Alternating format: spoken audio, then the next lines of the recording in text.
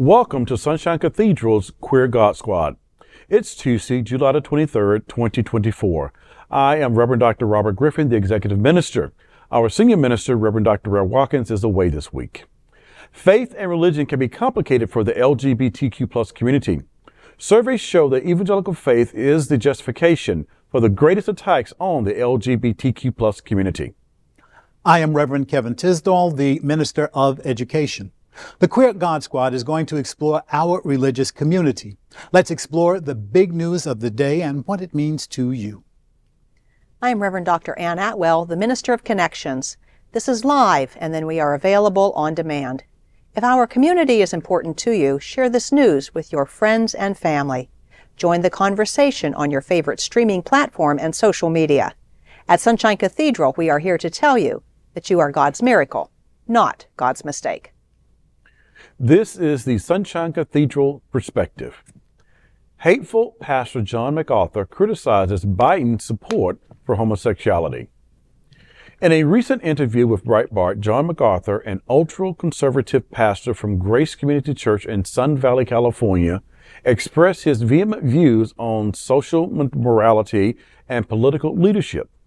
MacArthur contended that when societies embrace what he terms as, quote, sexual immorality, end quote, and homosexual immorality, end quote, they face divine judgment from God, citing President Joe Biden as an embodiment of these societal failings. The 81-year-old pastor condemned Biden's support for LGBTQ+ rights and labeled his presidency as a consequence of American moral decline. MacArthur, known for his far-right evangelical stance, urged people to turn to his brand of Christianity amid what he perceives as societal decay. He also somewhat praised President Donald Trump, saying he is not the ultimate solution, but a step towards his vision for America. The pastor has a history of controversial statements, including rejecting Dr. Martin Luther King Jr.'s Christianity and denouncing LGBTQ+ identities as blasphemy against God. Church members like MacArthur are the reasons why the queer faith community struggles to find the support and acceptance it deserves. Lord have mercy. You think? I just highlighted some things as I was reading the rest, and 81-year-old pastor condemned support of the president for LGBT rights.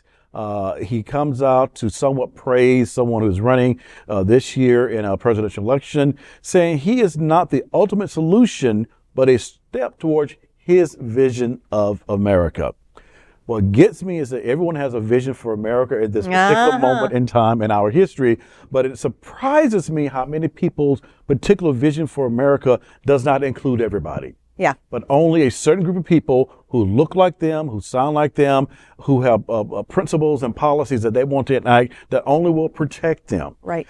So I'm surprised that this Pastor MacArthur, as I understand it, also is a fifth descendant cousin of General MacArthur, comes from the family of this lineage, who will stand on these principles and say, you know what, President Biden, you have done America a lot of harm, and your presidency is not going to be remembered for anything but this homosexual stuff. I think President Biden is going to be remembered for a lot more than what just that issue of what he has done for the LGBTQ community. And I don't think his legacy is yet over from being built. I think he has a lot more to do. And I think that when we think of people like MacArthur and what he stands for and his vision of America and how he wants people to believe the way he believes, that already tells you, do not drink the Kool-Aid. Absolutely. He said that there is a moral decline in America. Now, I think that moral decline is rather subjective because what I see in our country, in America, is a country that has a lot of work to do. And there's been a huge amount of progress that has been made. Anytime some group gets rights, there's going to be pushback. It's going to happen. And it frequently happens within a church, within the faith community. So for this pastor to say that there is a moral decline in America, I would invite him to take a long, hard look at his own stuff because I think there's a whole lot of stuff going on right there. For some strange reason, Matthew 7:1 comes to mind. Judge you not unless Just you be judged. Yeah, imagine that. Just say it. Imagine that. Yeah. Wow. I thought I had a lot to say. Maybe you do. And sometimes you got to call a person what they are. Mm-hmm. Yeah. And he is a bigot. Yeah. Yep. He has trouble with the queers. Mm-hmm. He's got trouble with the black folk. Mm-hmm. But he ain't got no trouble with a person who has done so much harm to so many people just in his business dealings. Yeah. This guy that he is saying is a step in the correct direction has defrauded business people across America. He is the only person, this person that this preacher is loving, is the only person that I know who was able to bankrupt a casino. Yeah. How in the dickens can you bankrupt a casino? But this person found a way. This is a person, the one that he's supporting, is the one who cheated on all of his wives, Mm-hmm. has children out of wedlock, and that's his business. I don't want to sound as though I'm moralizing, because I'm not. I'm just pointing out some of the deficiencies in Pastor MacArthur's argument about this guy moving the country in a correct direction.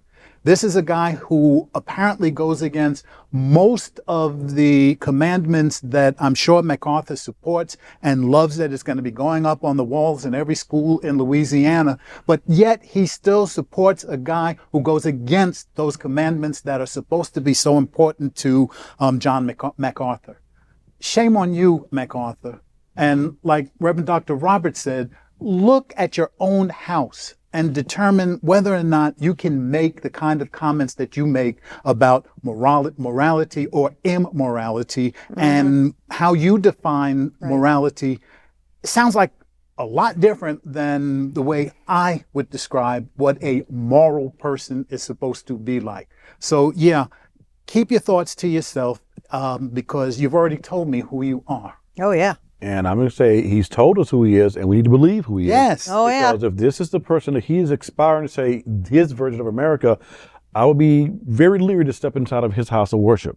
Because if that's what he says is an example of what America can be great again, I don't know what his church looks like. Well, they showed a picture in the little video. There was a little picture of the congregation, him in the pulpit and his congregation. And none of them look like you and me. Yeah. Yeah. It's about what you didn't There you see. go. There's that Yeah, it's picture. about Let's who you take a look don't at that see picture. and that Yeah. congregation. And it reminds me of one of those scenes of like, hear me roar because I'm telling you the truth. And you got to believe the way I do, or otherwise this is all going to hell in a handbasket. And everyone who is denouncing and decrying that we are in a moral decline, I will, maybe I have just rose-colored glasses on. I would like to think that we are at a unique moment in time of self-discovery or reinvention once again. That we're experiencing something that may take us to the brink of breaking us.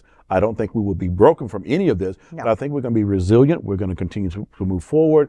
And I think that all of this is just showing points and breaking holes into the glass of everything that people held as sacred, that glass ceiling is no longer what it once was. Yes. And it's going to reveal for us, I think, more of an opportunity of what America truly means to be all it is meant to be. And we're not there yet. No. No. God, we're just a little over 200 years old. Come on, folks. We got some growing to do. There are buildings that are older than our nation, and we still have lots to do. But we cannot allow voices like this, or voices like anyone who would describe this, to say, this is my vision and this is the way it needs to be.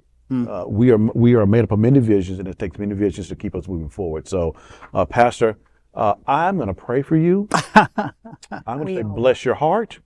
And for all the visions you hold like this, bless their hearts also. All righty.